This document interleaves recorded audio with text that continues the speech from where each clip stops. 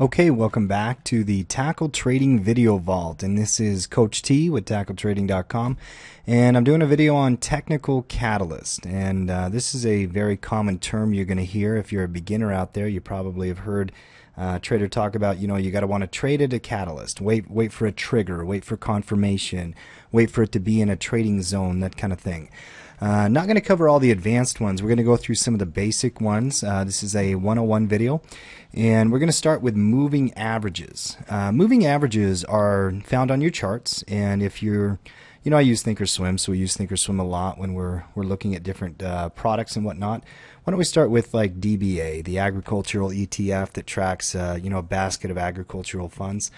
And if they're not defaulted on there, what you have to do is add them.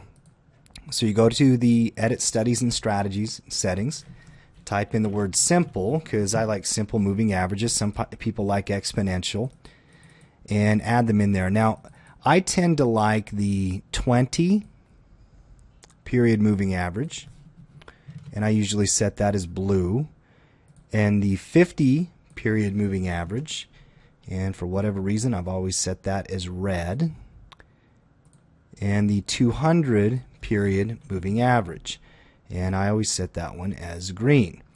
Now if you save these or leave them on there, then you won't have to go back and do that every time, but then you're going to find those lines on your chart.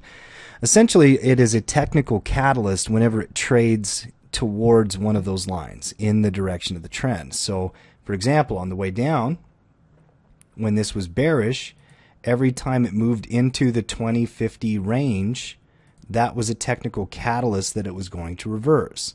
Now, like all things, when you start to see that it's not reversing, eventually those are going to change direction, and now it will be a technical catalyst when it starts to go back up. Let's look at some real basic ones like the NASDAQ 100. Let's look at some big stocks and kind of talk about them. Let's look at Amazon, for example. So using the moving averages as a technical catalyst, you'll see whenever it came into the zone between the 20 and 50 or around those ranges, those are catalysts. Okay, they call that the bull zone, by the way. Whenever it comes back in the direction of the trend into that zone between the 20 and the 50. Let's pull a couple random ones here. Baidu's been bearish. The Chinese market's been bearish, and so we're going to see a downtrend.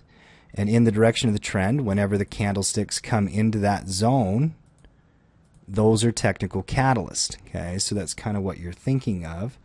Let's pull maybe Netflix.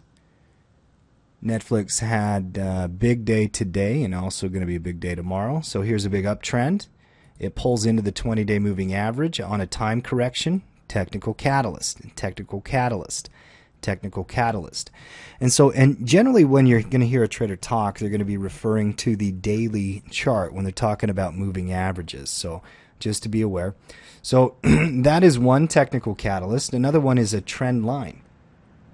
And a trend line is in the same regard. Let's pull a couple random ones here from the NASDAQ 100. Oh, Green Mountain Coffee Roasters. Why not? Bring this one up. It's whenever you see a trend developing that you want to trade in the direction of the trend. Now, trends can increase in momentum. What you have to do is you have to draw the trend line. You connect the highs. You'll notice that these areas, whenever it hit that same trend line, connecting the high points, were a very important technical catalyst. So for a while, it was here. Now the trend line, we're connecting the highs as here. Let's pull a couple other ones. Starbucks. People like their coffee for sure.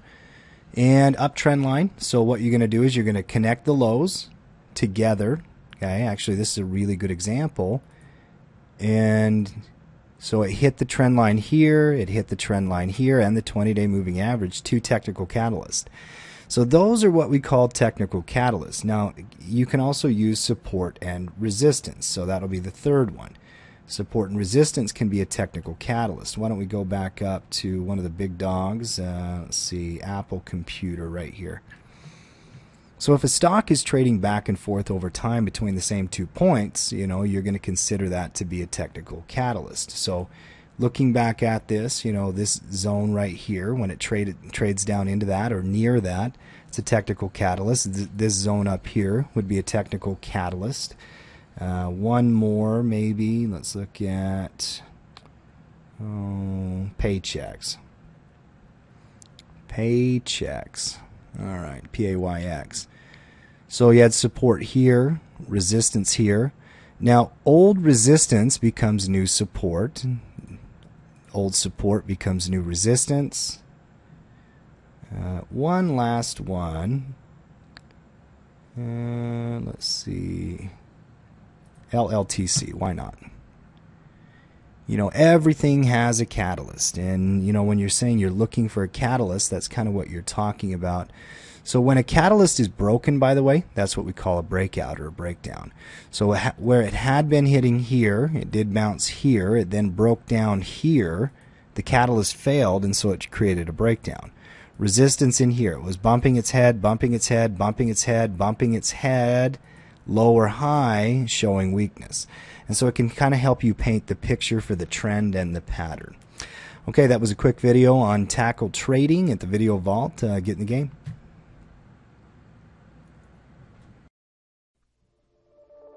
Get off the sidelines and take control of your financial future at www.tackletrading.com. Get in the game.